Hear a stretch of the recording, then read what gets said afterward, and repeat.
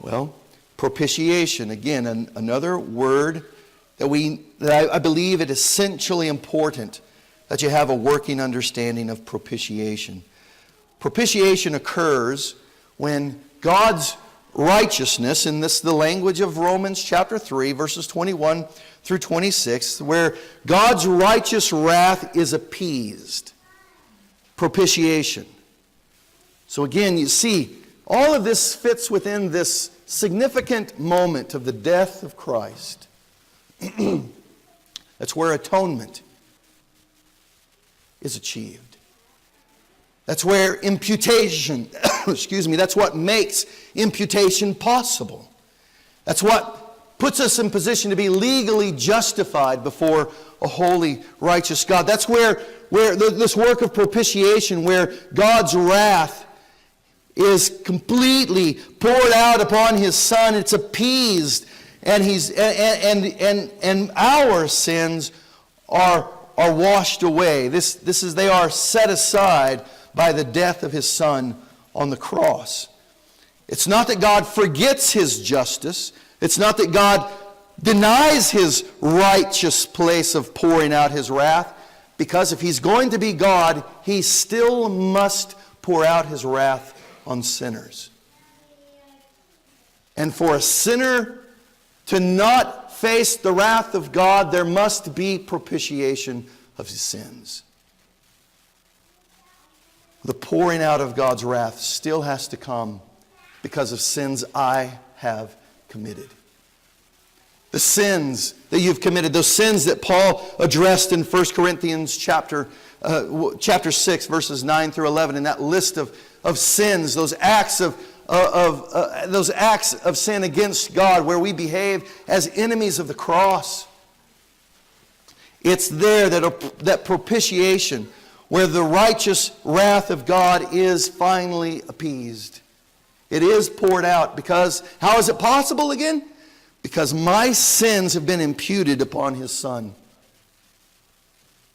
Because my sins lay there upon His Son, He pours out His wrath upon His Son, and it appeases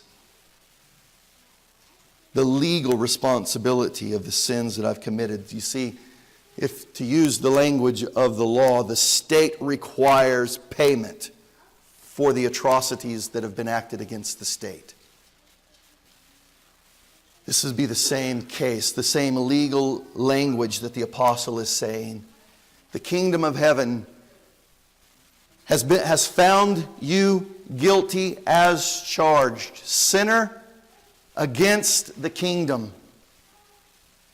The only right thing to have happen in this case is for His wrath to be poured out upon sinners. Oh, but here comes the good language of love. And may I say, the right place of using it. It really is a loving thing that God would look at us, wretched sinners, knowing that there's nothing about us that will ever please Him. Only that which is done in faith will be able to please God at all. And we can't even do that unless God gives us faith to believe. And so then He gives us His Son that we might believe in. And in this, that we might be saved from what? From His wrath. When we use the language of saved, we at least know what we're talking about, don't we? We're saved from the legal responsibility of God. He must pour out His wrath. If He doesn't, He's no longer God. He has to do it. This is why it's so important that you hear this, dear friend, that you hear this, dear church, that you hear this, dear soul. The reason the gospel is so necessary for the church to preach and to never pick up another preaching vein at all is because a loving God, a just, righteous, loving God, He wants you in faith to put your belief and your faith in Him and trust that the work of Christ on the cross cared for and paid for and satisfied His wrath. This is not something you do by offering anything to Him.